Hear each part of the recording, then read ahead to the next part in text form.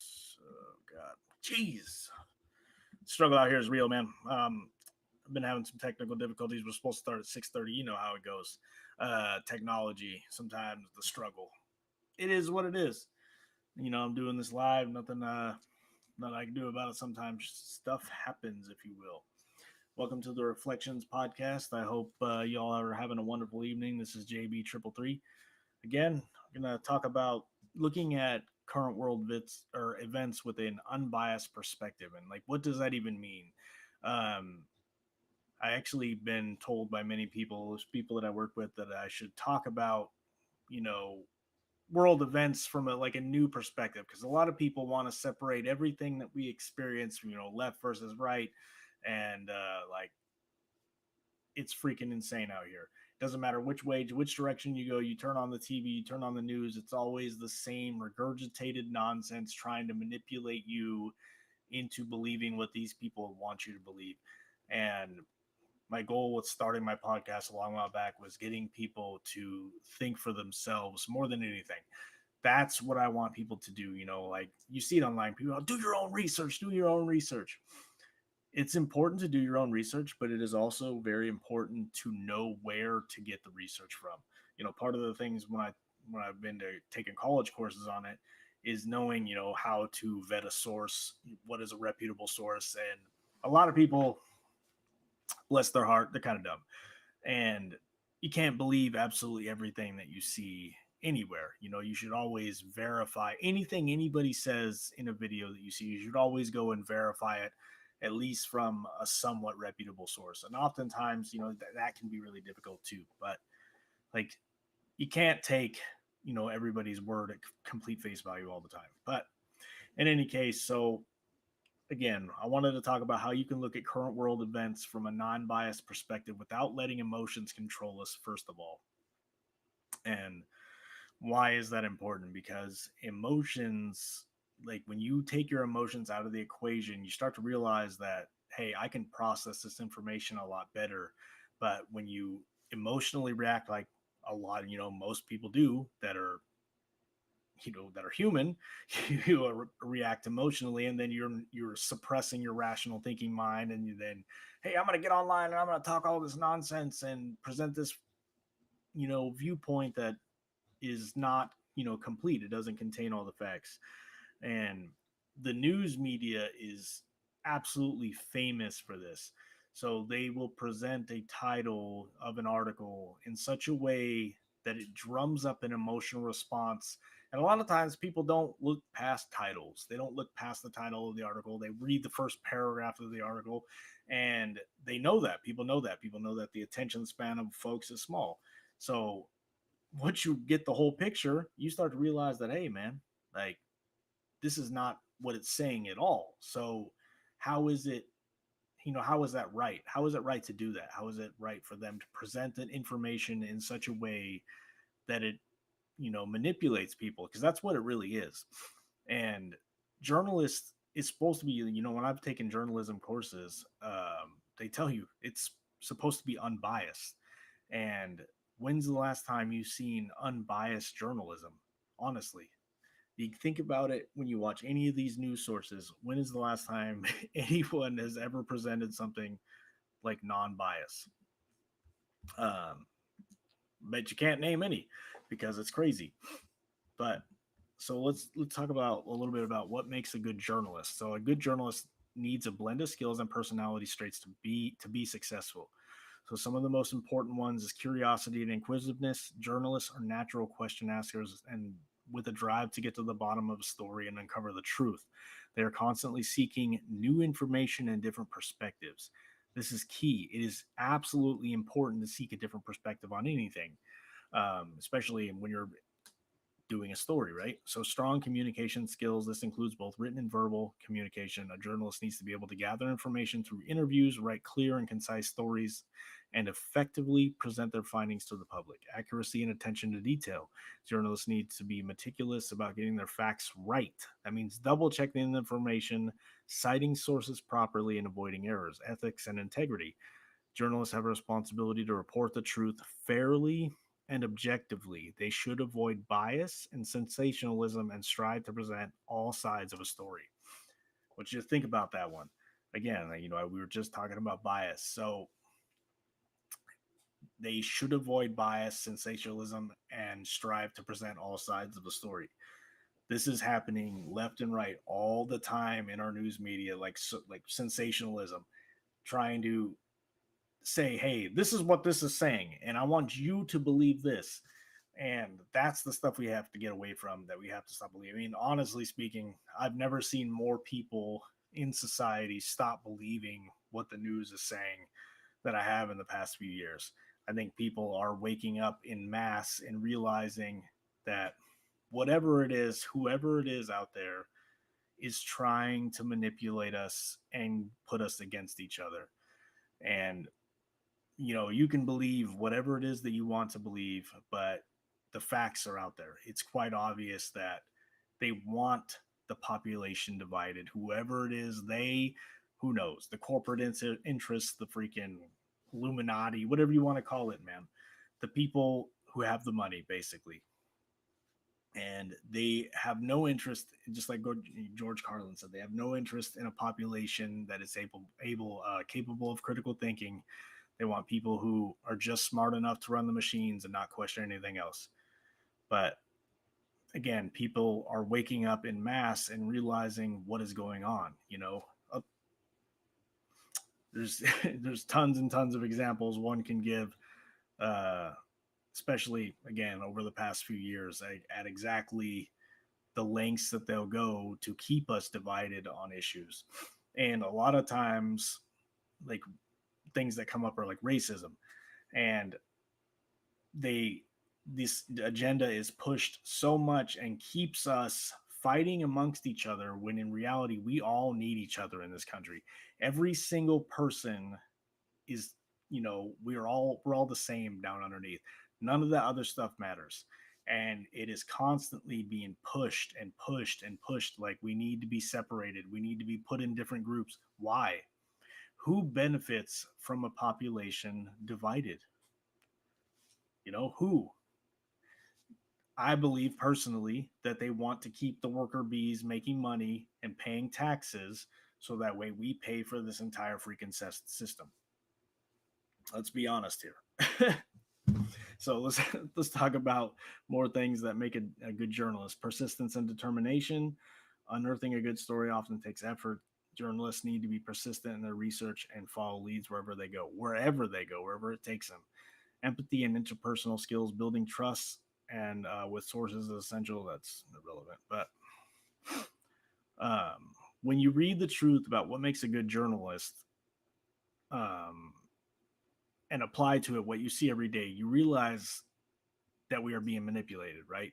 Why? Like, again, who has an interest in keeping the population divided? And it's hard to say. People have done extensive research into this and following the money trail, and that's where you got to do. If you're really going to go down this path, go down this rabbit hole, you follow the money. That will tell you, where the interest is, who has an interest in keeping us divided. A good thing right now, a good example of mass manipulation that I believe is going on, is the idea that they're going to try to ban TikTok, right? So the United States government cannot agree on anything at all. Can't agree on crap, nothing. But they can nearly unanimously agree to ban TikTok. Imagine that. Like, all the things that they can't agree on. They can't agree on raising a minimum wage. They can't agree on things that better us as a society, fixing the water in Flint, Michigan, helping the people, in Lahaina with the wildfires, or the laundry list of other things that they could be helping out. But no, they can agree on banning TikTok, right? And we certainly need to send more money to Ukraine. We certainly need to send more money and troops to all over the world getting blown up. And that's funny, right? That they can agree on that, but they can't agree on anything else. That should raise some red flags. They say, hey, it's for our safety. They might have access to your data. And then you hear, like, Ted Cruz interviewing freaking the guy from ByteDance, and he's talking about how, oh, you're showing our people videos of this when your people get to see this, and that has nothing to do with data. So what is it really that they want to ban TikTok for? And I believe it's because, like, you can get any information on anything from TikTok. You can, you know, they were one of the ones that was not suppressing information during, COVID-19. They were the ones you could watch videos of doctors talking about certain things and watch different perspectives, while the US based companies were censoring absolutely everything. And you can actually get stories from people that are on the ground in these places. And I think that's part of another reason why they don't like it is the algorithms on Facebook, Instagram, and all that are really strong. So you post a conspiracy related video, for example, like most of the time people don't see it. And it is that way to keep that information only to a select few people, right? With TikTok, it doesn't seem to be that way. And personally, I believe that that's the reason. I think it's more about control. They don't like that they have no control over that app. They don't like that they, can't censor information. And personally, again, that's what I think it's really about. They don't want the people to realize that everybody in the world is going through the same struggle as them. We are all the same. All the people who are not the leaders of the freaking countries are all the same. All of us. We have been used since the beginning of time as pawns in a freaking game of chess by our leaders. And for what? For what are we going to blow everybody up? For what are we doing all these wars for? Why? Why does people have to die every day? You know what I mean? Stuff like that. Everybody wanted me to talk about, the stuff going on in Ukraine. People wanted me to talk about, Israel versus Palestine. And to be honest, I don't want anybody to die. I want a ceasefire in the entire world. I think that, again, from since the beginning of time, we've been used as freaking cannon fodder by our leaders, and I wish it would stop. So my stance is completely anti-war. I'm anti-freaking everything like that. But, that's one of the other things is everybody wants you to choose a side. It's like there's no middle ground. There's no gray area. It's either this or that. And that's where people are wrong. There's always going to be a middle ground. There's always going to be a gray area. There always has to be people who think in these areas. Otherwise, the world will destroy each other. Like, thinking critically is realizing that, hey, both these sides are freaking wrong and something needs to be done about it. And the fact is, our government it not only is a corporation, it is owned and pretty much operated by the corporations. And if you disagree with that, you have not been paying attention at all. It is quite obvious that that is the case. And I wish, more. I wish, but I also know that more and more people are realizing that. And our country, honestly, tend to be a bunch of warmongers. Like the whole thing with Ukraine. It it is terrible what's going on there. It's terrible what's going on in Palestine. It's terrible all over the world. It's terrible what's going on in Haiti. Um, all of this is terrible. And, greed and freaking people trying to seize power and like for what? You know what I mean? Like there's talk of World War III. Like, why do we not get a say in this? Do the people of the freaking world not get a say in this? Like, oh yeah, we're gonna, wave our freaking dicks around. Sorry, excuse my French. I got more nukes than you. Like, what's gonna happen when we all start nuking each other? Ever heard of the term nuclear winter? We're all gonna die. It's gonna kill the entire planet. It's stupid as hell. The idea of a nuclear war or threatening nuclear war doesn't even make any sense. We're just gonna literally wipe ourselves out, and for what? Like, that stuff don't make no dang sense. But if we're getting back on the idea of like journalism and thinking for yourself, I know this is like a controversial idea, but if you watched, I've been watching a lot of the Tucker Carlson videos. Now he kind of went rogue, quit Fox, whatever. I don't really know what happened. I don't really care. But the fact that he went to Russia and interviewed Vladimir Putin and got a different perspective on what's going on there, that to me, that is a true journalist right there. That guy's got, he's got some balls. To go out there and do that and to get a different perspective and another side of the story and try to present it from a non-biased point. I mean, you could say that he's kind of biased, like he's presenting it in a way because the government is so obviously corrupt in our country that he's presenting it from that point of view. And that much I can agree on. Like, it's obvious that the government is corrupt as heck. And more people are seeing that. And I think we need, honestly, we need to flush the whole dang system and put new people in there. Like, I'm not going to tell you that I'm here and I'm going to vote for Trump, because that is not the case. I am, if I was going to vote for anybody, it's going to be Robert F. Kennedy Jr. But again, I'm not a political guy. I don't talk about politics. I believe that, all this is to keep us divided. But anyway, I'm digressing into politics, which I didn't want to do. But let's see what we got here. All right, damn, man, the time blew by. I wasn't expecting this to go by so quick. Yeah, I appreciate anybody who's taken the time out of their day to watch something like this. Again, my goal ultimately is to have people think for themselves.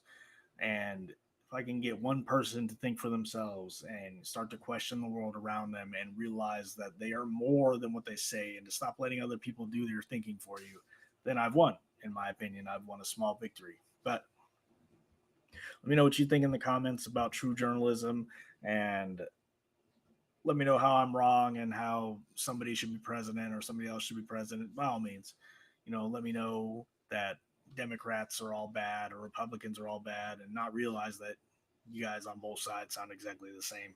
We can't have extremes on both sides, because that's stupid. It's absolutely stupid.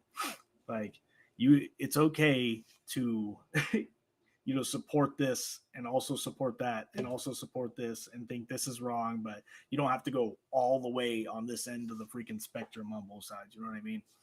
But again, let me know what you think in the comments about journalism, about thinking for yourself. Let me know what you think about current world events. I hope you all have a wonderful, wonderful evening. Many, many blessings coming your way. This is JB333 on the Reflections Podcast. Have a good one.